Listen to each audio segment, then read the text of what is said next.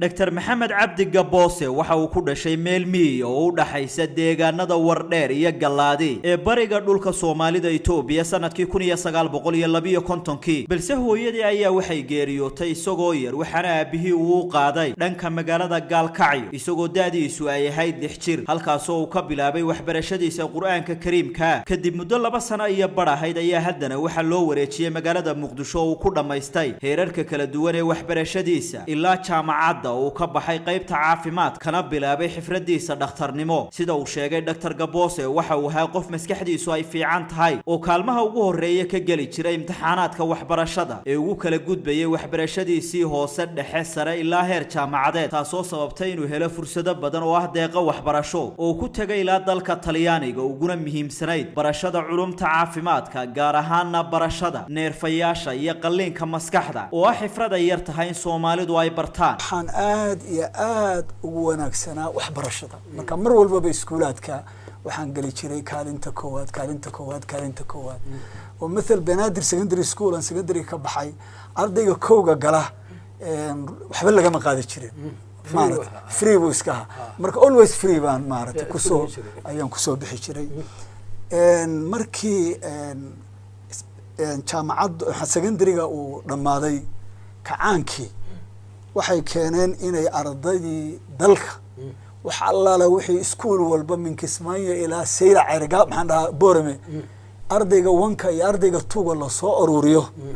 oo jaamacadda dhakhtarnimada oo ay aaminsanayeen inay iyadu tahay mid aad u culus ardada bright ka in la isku keeno marka waxaan la yiri kiini wanka gala ama tuuga galana hadhowti waxa lagu reebayaa jaamacadda oo macallin buu ka noqonaya inta takhasus loo diro aniga markii ay dhamaatay jaamacadii waxaan galay wanka ayaan galay iyadoo dadaaladiisa qofnimo uu sameeyay ay u suurta galiyeen in isagoo dhalinyaro uu xifradiisa dhakhtarnimo kaga hawlgalo xarunta madaxtooyada ee Fiila Soomaaliya Dr. Gaboose isagoo arday oo waxbarashadiisa takhasuska ka waday dalka Talyaaniga ayuu haddana nasiib u helay inuu noqdo macallin caafimaadka ka dhigi jiray jaamacadda ummadda ee Soomaaliya waxana macallin uu noqday inta badan dhakhaatiirta waaweyn ee hadda ka hawlgalo goobaha caafimaadka ee ku yaala Soomaaliland iyo Soomaaliyaba wuxuu ahaa dhakhaatiirta runtii qiimaha badan ee macallimiinta noo ahaa ee soo saaray dhakhaatiirta waddanka joogta marka macnaha waxtarkiisii ma aha oo keliya kuma wakeyn isaga xilligaasi laakiin dhakhaatiirtii uu isagu soo saaray ayaa ilaa imika waxbarashada qayb ka ah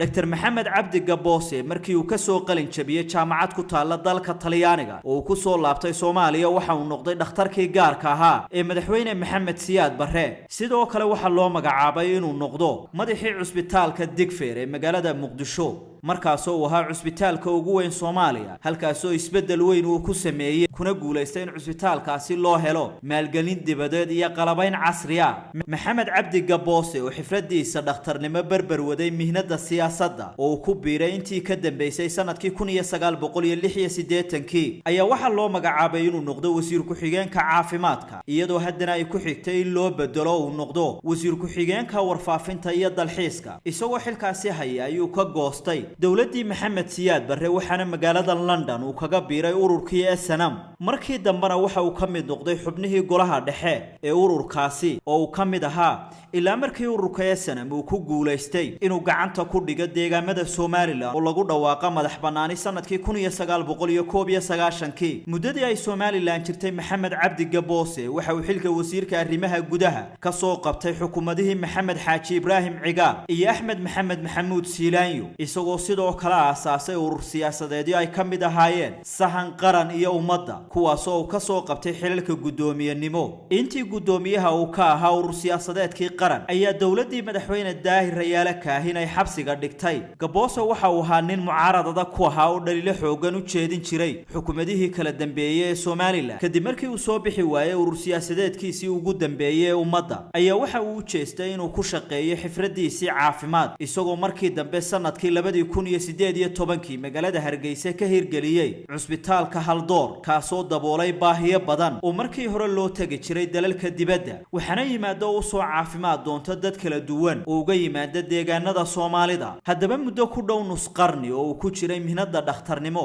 ayaa maxamed cabdi gaboose waxa uu ku dhawaaqay in maanta oo taariikhdu ay tahay 4 bisha Abriil ee sanadka 2021 uu gebi ahaanba ka fadhiistay ku shaqaynta xifradda dhakhtarnimo halka sidoo kalena uu sheegay inuu ka fadhiistay siyaasadda waxaana uu cadeeyay in hadda wixii ka dambeeya uu u jeesan doono dhinaca samafalka Dr. Edna Aadan Ismaaciil oo kamid ah dhakhaatiirta waaweyn ee Somaliland iyo Soomaalidaba waxay ku xog waramaysaa kartida iyo aqoonta Dr. Maxamed Cabdi Gaboose iyo waxyaabihii ay ka baratay muddooyin kala duwan oo ay soo wada shaqeeyeen farxad weynaya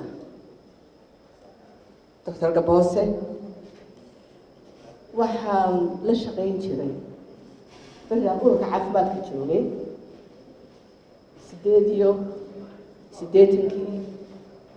89 markaan kormeer u yimaado wasaaradda caafimaadka ee xamar isagaa wasiir ku xigeen caafimaadka kartidiisa iyo maxaan ku aqoontiisa berigaas ay noo muuqatay ilaahay noo kaa soo celiyey ee Soomaaliland noo kaa soo celiyey ayaa mahadnaqay 69 jirka ka soo qalin jabiyay jaamacada caafimaad oo ku yaala dalalka Talyaaniga iyo Ireland waxa uu noqday howlgab maca salaameeyay xifradiisii dhakhtarnimo iyo saaxada siyaasadda